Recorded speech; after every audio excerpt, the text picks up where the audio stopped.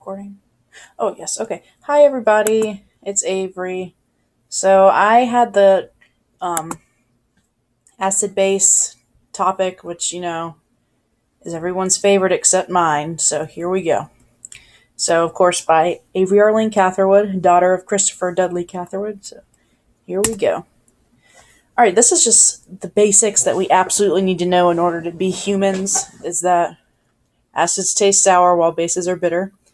And right here, I have a pH scale that we used in elementary school, which we don't use now because we have pH probes. But of course, the pH goes down with increasing acidity and up with increasing alkalinity, and 7 is neutral.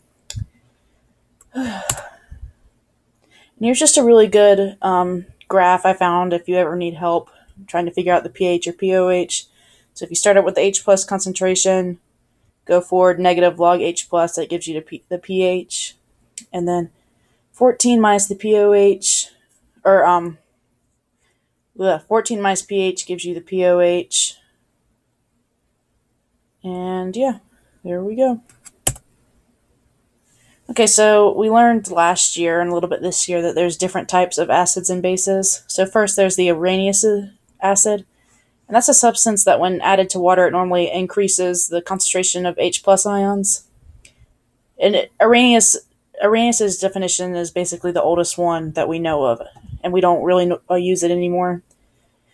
And the Arrhenius base is a substance that when added to water, it increases the concentration of OH minus. So that's pretty obvious.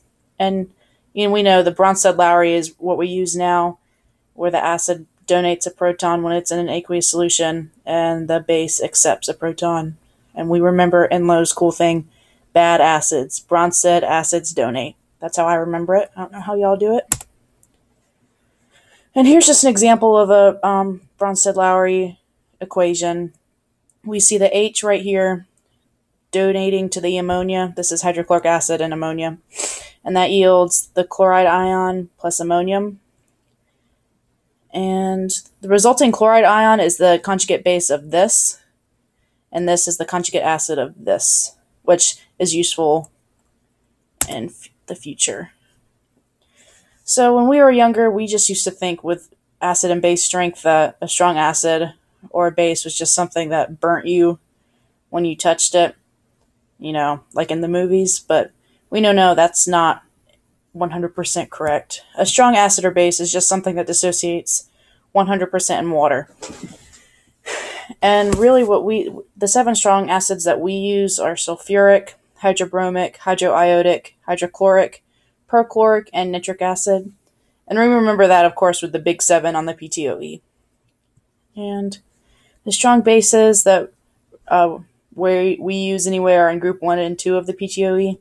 And that includes sodium hydroxide, potassium hydroxide, lithium hydroxide, rubidium hydroxide, cesium hydroxide, calcium hydroxide, barium hydroxide, and strontium hydroxide.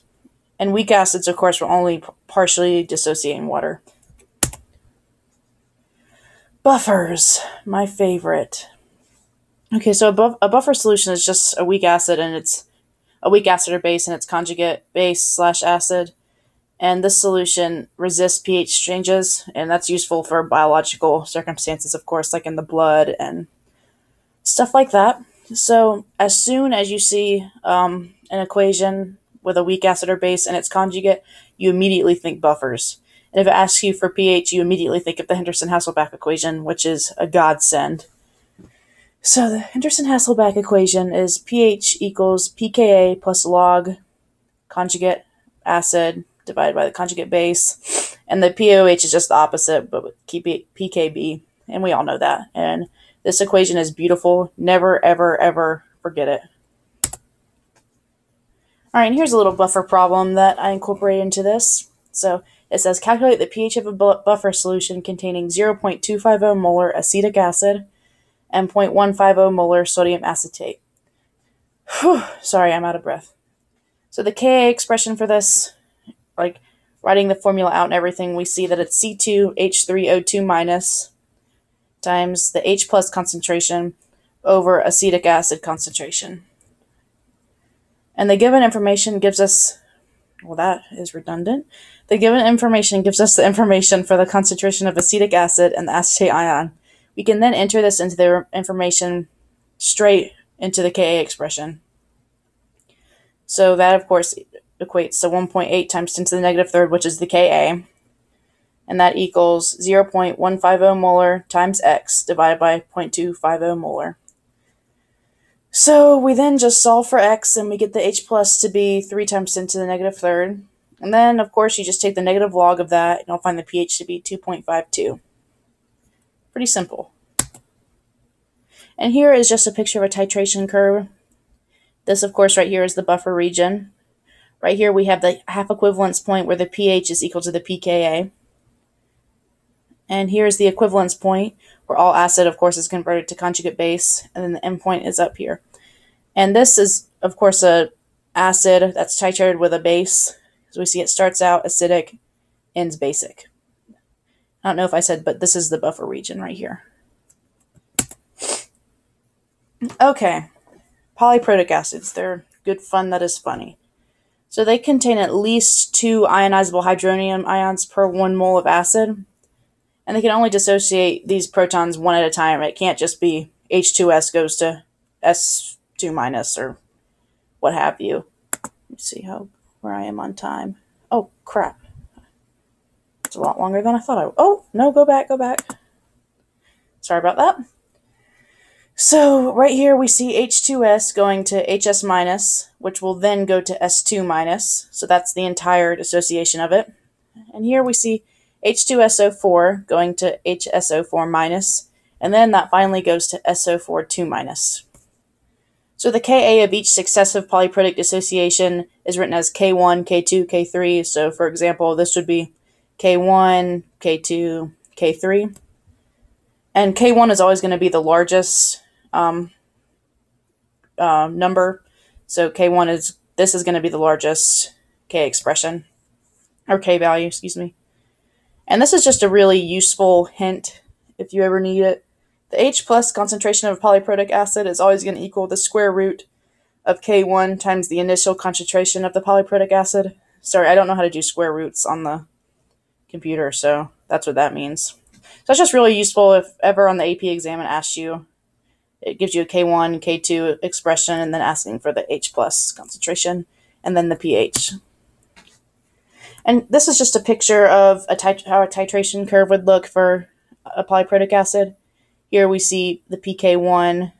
This is the half equivalence point, of course. And then there's the first one, pK2, pH equals pKa2, second, and so forth. And here, the buffering range on this would be right here. And Ka is lots of good fun. It's the acid dissociation constant. It represents to what extent an acid will dissociate in water.